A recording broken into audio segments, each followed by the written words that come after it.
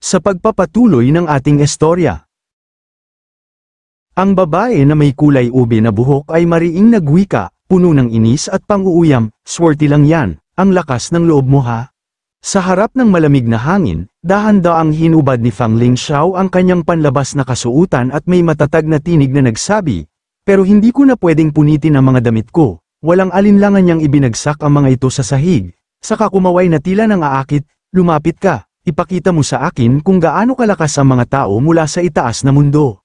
Ngunit, hindi pa man natatapos ang kanyang mga salita, ilang hibla ng mahiwagang enerhiya ang biglang bumalat sa kanyang mga katawan. Sa isang iglap, lumitaw ang babaeng impakte sa likuran niya. Parang sumulpot mula sa kawalan, malamig ang kanyang tinig nang sabihin, "Ang aking spell ay ang enerhiya ng batas, at ngayon, hindi ka na makakagalaw ng husto. May itatanong ako sa iyo, at mas mabuting sagutin mo ng tapat, o mamamatay ka sa isang malagim na paraan."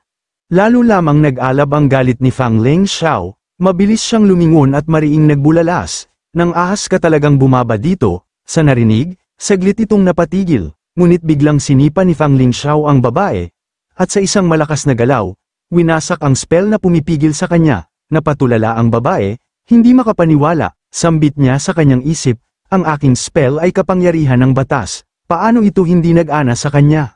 Mabilis siyang pumailanglang sa himpapawid upang mapanatili ang distansya, patuloy na wika niya sa sarili, "Wala siyang spiritual energy, kaya hindi siya makakalipad, kailangan kong manatiling malayo sa kanya." Ngunit si Fang Lingxiao ay agad nagpakawala ng malakas na sipa at idineklarang, "Nais mong tumakbo, tingnan mo ang aking earth wall technique."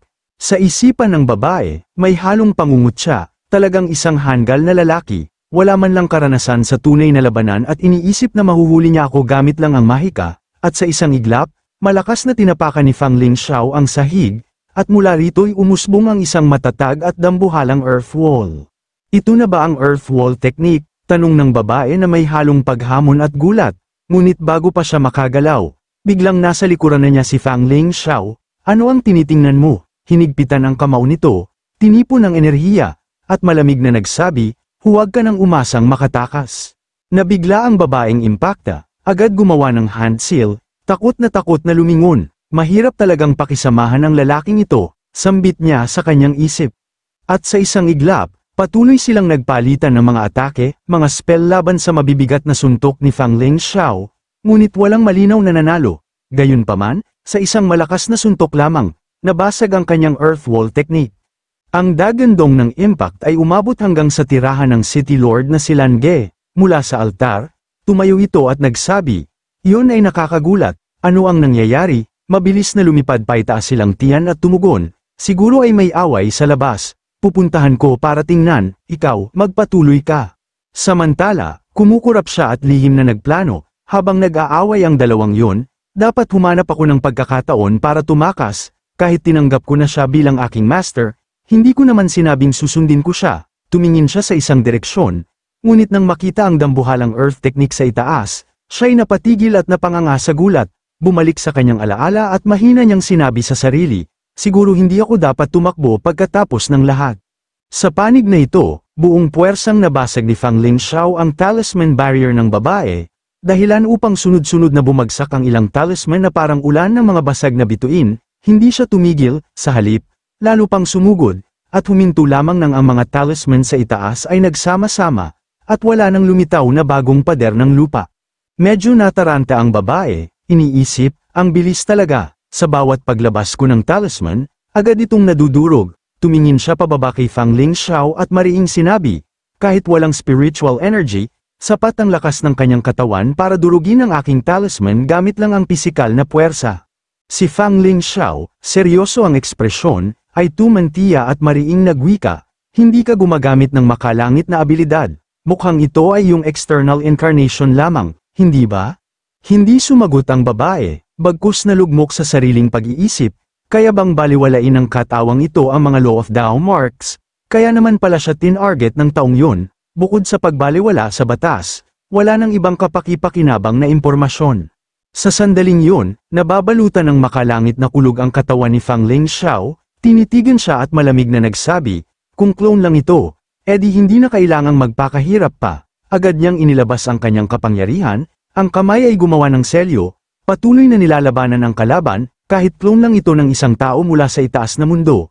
Kailangan ko pa ring magpakita ng kasanayan, mga tao mula sa itaas na mundo, ganyan lang naman talaga. Nanatili siyang nakadilat sa pagkabigla, bakit may sword she? Pagkatapos, galit na galit siyang sumigaw, ang walang kwentang tao na ito ay nang ahas na hamakin ako. Ngayon, ipapakita ko sa'yo, ngunit bago pa siya makagalaw, sa isang iglap, nahati siya sa dalawa ng matalim na sword intent ni Fang Ling Xiao. Biglang nagningning ang nahating katawan ng babae habang nagsasabing, ito na ba ang sword she na pinagsama ng batas ng kalangitan? Ang aking clone ay agarang nawasak, pagkatapos, may kakaibang tawa siyang pinakawalan, na pagtanto, so, ganun pala, isa ka sa mga tao niya. Unti-unti nang naglaho ang kanyang anyo, ngunit patuloy ang mapanghamong tawa, Fang Ling Xiao, hihintayin kita sa itaas na mundo. Malamig na tumugon si Fang Ling Xiao, hindi mo na kailangang sabihin yun, hahanapin at wawasakin ko kayong lahat. Itinaas niya ang inner core, ngunit ito'y naglaho kasabay ng pagkawala ng kalaban, mariing sambit niya, ang panloob na ubod ay peke, gaya ng inaasahan, sinadya lang niya yun upang subukin ang lakas ko sa pamamagitan ng pagpapagalit sa akin. Pagbalik niya sa loob ng silid ng City Lord, direkta siyang nagtanong, kumusta? Nahanap na ba ang mga coordinate? Tumitig si Lan Ge at ngumiti ng bahagya bago tumugon, Senyor, nakabalik ka na, kakahanap kulang ng mga coordinates. Bahagyang kumunat ang noo ni Fang Ling Xiao habang tinitingnan silang tiyan, may halong pagtataka sa kanyang isip, hindi ka talaga tumakas, doggy. Ikiniling nilang tiyan ang ulo, walang bakas ng takot sa mukha, at mariing sagot, bakit ako tatakas? Ang Heavenly Fire Demon Wolf Clan ang pinakatapat pagdating sa lahat, sa kanyang isipan, malinaw ang panata, hindi ako magtataksil. Samantala, lumapit si Lan Ge, hawak-hawak ang isang piraso ng papel na may nakasulat na mga coordinate, Senyor, medyo malayo ito, paano mo balak puntahan? Tanong niya. Kalmado ang tinig ni Fang Ling Xiao nang sagutin ito, ako na ang bahala para makahanap ng paraan. Sa sandaling yun, iniabot ni Lan Ge ang papel, sabay sabing, ito na ang mga coordinates, Senyor. Agad naman itong, kinuha ito ni Fang Ling Xiao at sinipat ang nakasulat, medyo malayo nga, pero kahit papaano alam ko na ang lokasyon, saka siya tumingin kay Lang Tian at sa isip ay nagutos, doggy, sumunod ka sakin. Umubo ng magaan si Lang Tian, may bahid ng pananabik, yes master, susunod na inihatid ni Lan Ge ang dalawa at muling nagtanong kay Fang Ling Xiao, Senyor, sigurado ka po ba na hindi mo kailangan ng tulong ko para makahanap ng Spirit Beast Vehicle? Hindi na, mariin ang sagot ni Fang Ling Xiao, dagdag pa niya, may sarili akong paraan, saka siya lumingon at nagutos, aalis na ako ngayon, magsumikap ka rin sa iyong pagsasanay, huwag kang tamarin. Nagulat si Lan Ge ngunit agad na sumagot, opo, Senyor, sa isang mabilis na galaw, dinakma ni Fang Ling Xiao silang tiyan at walang paabang inihagis ito ng mataas sa himpapawid, sabay sigaw, tara na. Napasigaw silang tiyan sa matinding takot, at ang kanyang tinig ay patuloy na umaalingaw sa hangin habang siya'y walang tigil na lumilipad, worry hinahabol ng sariling kaba. Sa ibaba, mariing tinapakan ni Fang Ling Xiao ang lupa, at sa isang malakas na hampas ng kanyang mga paa ay tumilapon siya paitaas na parang kidlat na palm unit sa kalangitan. Sa isang iglap, marahan ngunit tiyak siyang lumapag sa mismong ulo nilang tiyan, na para bang yun ang pinakatamang lugar para sa kanyang pagdating, kasabay nito, mariin niyang binigkas, puno ng pananabik at bahagyang ngiti sa labi, matagal ko nang gustong subukan ito, pagkatapos, isang kakaibang ekspresyon ang gumuhit sa kanyang mukha, tila pinaghalo ang tuwa at misteryo, bago niya idinugtong ang mga salitang, Ling Xiao Sect, babalik na ako. Makalipas ang ilang sandali, narating din sina Fang Ling Xiao at Lang Tian sa lupain ng sekta ng Ling Xiao, sa malamlam na liwanag ng dapit hapon, tumingin si Fang Ling Xiao sa kanyang alagad at mariing winika, pagbalik natin sa sekta, huwag mong ipahahayag ang ating tunay na pagkakakilanlan, mas mabuting manahimik ka na lamang, bahagyang yumuko silang tiyan, may lungkot sa tinig ng tumugon, gagawin ko po, aking guro. Ngunit sa kanyang paningin, sumalubong ang isang lumang tapyas ng bato, nakahandusay at may nakaukit na mga salitang Ling Xiao Sect, sa kanyang isipan, bumigat ang pangamba, baka pangalan na lamang ang natira sa Ling Xiao Sect, sana'y hindi nila ibuhos sa akin ang kanilang galit. Nabasa ni Fang Ling Xiao ang bigat ng damdamin ng alagad, kaya't mahinahon siyang nagsalita, huwag kang mangamba, hindi ito kasalanan mo. Napangiti silang tiyan, may bahid ng ginhawa sa kanyang puso, Salamat sa iyong pagpapatawad, guro. Ngunit bago pa sila makalapit, isang malakas na tinig mula sa kalangitan ang umalingaw-ngaw, tigil. Agad silang napatigil at tumingala, isang babae, nakasakay sa lumilipad na espada, ang bumaba mula sa ulap. Matalim ang kanyang tingin nang sabihin, may dala kang mga espiritong hayop, tiyak na isa ka sa mga miyembro ng Spirit Beast Sect ngayong taon. Pagkatapos, inilagay ng babae ang mga kamay sa baywang at buong kumpiyansang nagpakilala, ako si Ye Qingyao, ang pansamantalang pinuno ng sekta ng Lingxiao. Ngayong araw, sobra na ang pang-aapi ninyo. Hindi kailanman makikipagkompromiso ang aming sekta.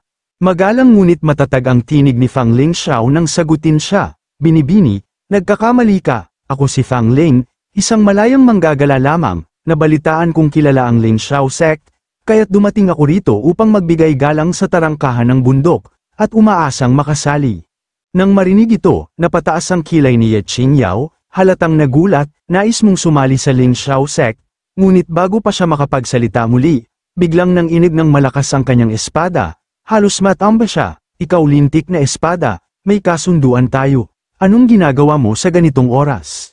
Sa isang iglap, lumipad ang espada patungo kay Fang Lingxiao, at tuluyang nawala ng balanse si Ye Qingyao. Mabilis na kumilos si Fang Lingxiao, sinaklawan ang espada at lumipad upang saluhin ang babae, at maingat itong ibinaba sa lupa. Namula si Ye Qingyao, bahagyang nailang sa titig ng lalaki. Ayos ka lang ba? Mahina akong tanong ni Fang Lingxiao. Agad siyang umatras, umubo ng pilit upang itago ang kaba. Siyempre, ayos ako, isa lamang itong pagsubok para sa iyo. Nakahalukip-kip ang mga braso, sinuri niya ang binata mula ulo hanggang paa. Hindi masama ang iyong talino, nasa Spirit Essence Realm ka lang. Ngunit napakabilis ng iyong katawan, dahil kailangan natin ngayon ng mga tao, malugod kitang tinatanggap sa sekta ng Lingxiao. Napakunot ang noo ni Fang Lingxiao. Hindi ba't nasa foundation establishment stage ako? Anong uri ng realm ang Spirit Essence Realm na sinasabi mo? Napalingon si Ye Qingyao, halatang namangha, ni hindi mo alam kung ano ang Spirit Essence Realm. Paano ka nga ba nagsanay? Ipinikit ni Fang Lingxiao ang mga mata, tila inaalala ang nakaraan, may kaunting pamana sa aming pamilya, kaya nakapagsanay ako hanggang sa antas na ito. Hinaplos ni Ye Qingyao ang kanyang baba, naalala ang mga tala sa aklat ng sekta. Parang ito'y isang cultivation realm mula pa noong 100,000 taong panahon, nabalitaan ko na ilang taon na ang nakalipas, dahil sa isang thunder tribulation, nasira ang Divine Bridge, humina ang konsentrasyon ng spiritual energy, at napalitan ng maraming divine section, bigla siyang napatingin ng matalim kay Fang Lingxiao. Teka, sinasabi mo bang ginamit mo ang sinaunang cultivation method para umabot sa Spirit Essence Realm? Napangiti si Fang Lingxiao at tumawa ng magaan. Swerte lang, hindi ko alam kung paano inuuri ang mga realm ngayon. Sa puntong itong, mariing ipinaliwanag ni Ye Qingyao ang mga cultivation realm, kapag nagsisimula ang isang baguhan, pinipino nila at pinagsasama ang spiritual energy mula sa kalangitan at kalupaan, ginagawang sarili nilang spirit essence, dito nagsisimula ang Spirit Essence Realm. Kapag tumatag na ang Spirit Essence, opisyal na silang nagiging cultivator, at ang katawan ng practitioner ay lumalakas ng labis, papasok sa Spirit Foundation Realm. Kapag ang Spirit Essence ay nagiging isang peel, biglang tumataas ang kanilang lakas at humahaba ang buhay, umaabot sa Peel's Realm. Kapag ang peel ay pumutok at nagbagong anyo, nagigising ang divine consciousness ng cultivator, binibigyan sila ng kakayahang lumipad, ito ang Spirit Infant Realm. Kapag ang Spirit Infant ay ganap ng hinog, nararating ng practitioner ang rurok ng kapangyarihan, sapat upang magtatag ng sekta at maghari sa isang rehiyon. Iilan lamang ang umaabot sa Spirit King level, at lampas pa roon, sa Spirit Saint Realm at higit pa, sabi-sabi halos walang hanggan ang kanilang buhay, at sa isang kumpas ng kamay ay kayang wasakin ang langit at lupa. Napalunok si Fang Lingxiao, butil-butil ang pawis sa kanyang noo. Kailangan ba talagang ganoon kalabis? Ibinaba niya ang paningin, nagmuni-muni. Kaya't pumasok na pala ang mundo ng pagkakultiba sa panahon ng pagtatapos ng Dharma. Sa sandaling yun, bahagyang itinuro ang magkabilang daliri ni Ye Qingyao, may bahid ng pag-aalala sa tinig, bago kita dalhin sa bundok, maibabalik mo ba sa akin ang magic weapon? Sige, tugon ni Fang Lingxiao, bago niya isauli ang espada, tiningnan muna niya ito ng mabuti at nagsabi, hindi na masama ang sandatang ito, bulong niya sa sarili, napansin ang malakas na soul power na nananahan sa loob nito. Kinuha ni Ye Qingyao ang espada, isinabat sa kanyang likod, at ngumiti ng may bahagyang pagmamalaki. Siyempre, isa itong swerteng nadamput ko. Ngayon, sumama ka na at aakyat tayo sa bundok. Lumipad silang tiyan, lumapit kay Fang Lingxiao at Bamulong, gusto mo bang alisin ko para sa iyo ang taong nasa loob ng espada? Umiling si Fang Lingxiao at mahinang tumugon ng may kumpiyansa, hindi muna, magmasid muna tayo bago magpasya. Sa kanyang likuran, napansin niya ang isang nilalang na nakasakay sa lumilipad na halimaw, mabilis na papalapit.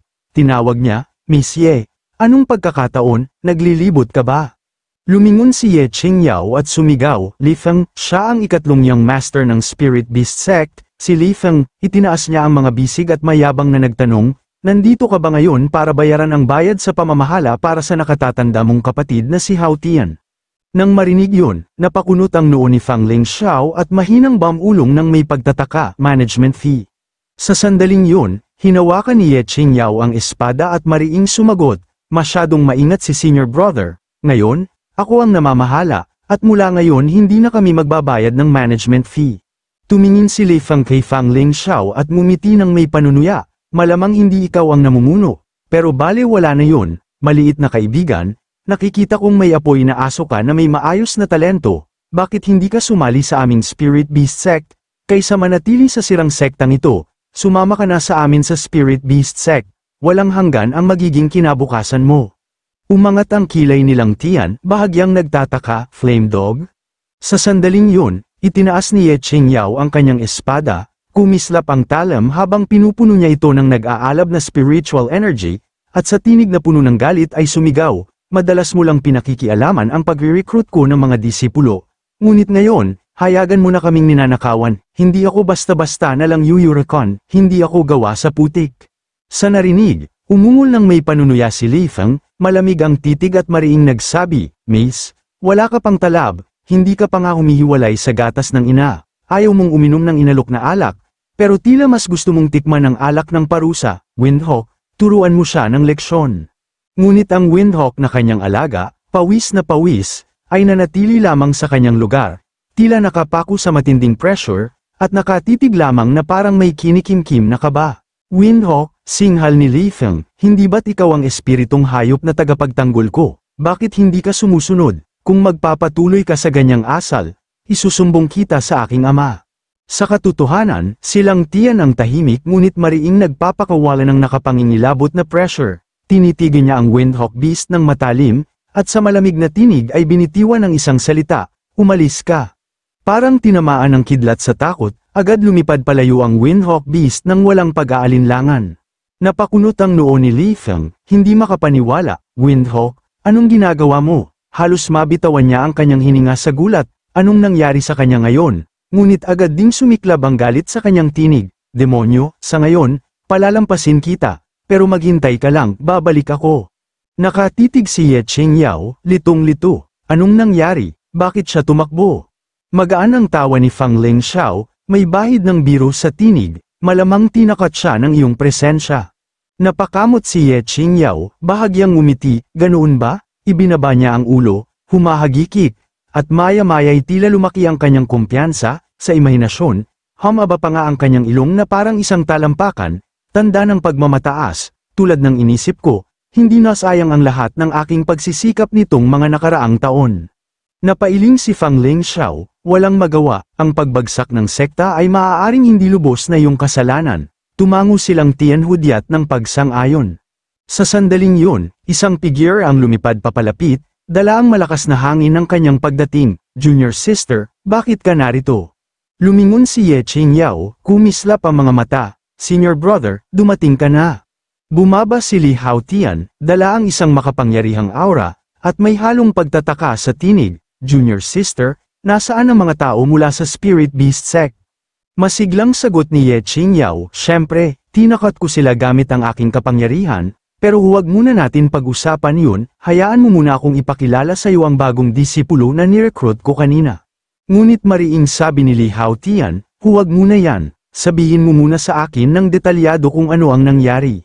Sige, ani Ye Qingyao, at nagsimulang magkwento, sinabi ko sa kanila na ang Lingxiao Sect ay hindi na magbabayad ng anumang bayarin, una, inisip nilang atakehin ako, pero ang malaking ibon na yun ay natakot sa aking kapangyarihan at tumakbo. Sa palagay ko, ang mga tao ng Spirit Beast Sect ay puro mga mayayabang na hanggal. Sa lakas mo bilang senior brother, dapat matagal mo na silang tinuruan ng leksyon, hindi ba?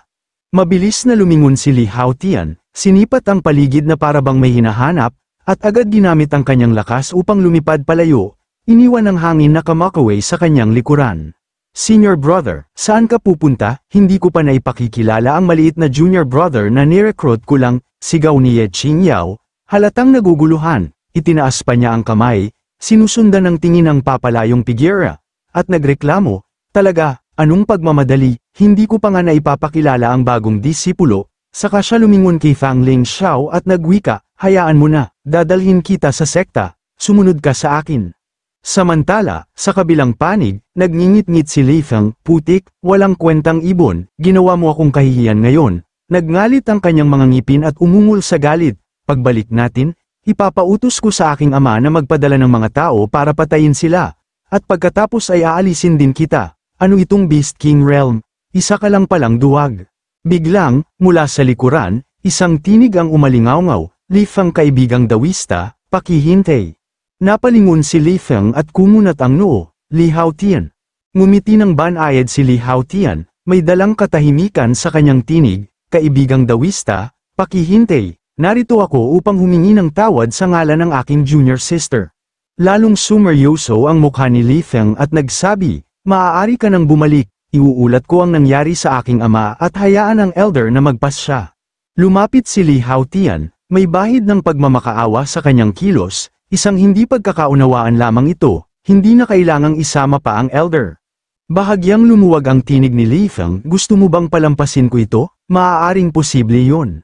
Ngumiti si Li Haotian, kung mayroon kang anumang kahilingan, huwag kang mag-atubiling sabihin. Mapanuksong nilapa ni Li Feng ang kanyang labi, saka naglatag ng mabigat na kondisyon. Sabihin mo sa brat na yun na sirain ang kanyang cultivation base, at pagkatapos ay dalhin ang lahat ng miyembro ng Ling Xiao Sect para personal na humingi ng tawad sa akin, at oo nga pala, ipaalam ko sa iyo, na unawaan na ng aking lolo ang batas, at sa lalong madaling panahon ay hindi na siya masasaklawan ng iyong Heavenly Daw contract, itinaas niya ang ulo at tumawa ng malakas, puno ng yabang, maaari mong pag-isipan ng mabuti. Ngunit bago pa magpatuloy ang kanyang halakhak, bigla siyang natigilan ng marinig ang malamig at mapanuyang tinig ni Li Haotian. Ganyan pala. Kaya pala naging ganito sila kayabang kamakailan, pero ikaw, isa kang tunay na tanga, hindi ba't masarap mabuhay? Dumadaloy sa kanyang mga ugat ang nag-aalab na spiritual energy, tila mga alon ng apoy na handang sumabog. Habang mariing winiwika ni Li Haotian, sinira mo ang aking mga plano, mukhang kailangan kitang patayin upang makabili pa ako ng kaunting oras. Nang marinig ito, agad na napalingon si Li Feng, bakas sa mukha ang matinding takot. Butil-butil ang pawis sa kanyang noo habang pautal na nagsalita. Ikaw, ano ang ibig mong sabihin, kung hahawakan mo ako, hindi ka patatawarin ng aking ama. Ngunit bago pa siya makagalaw, isang iglap lang, at tuluyan ang nagwakas ang kanyang buhay. Makalipas ang ilang tibok ng puso, nakatayo si Li Haotian, nakahalukip-kip ang mga braso, malamig ang titig, at mariing nagwika.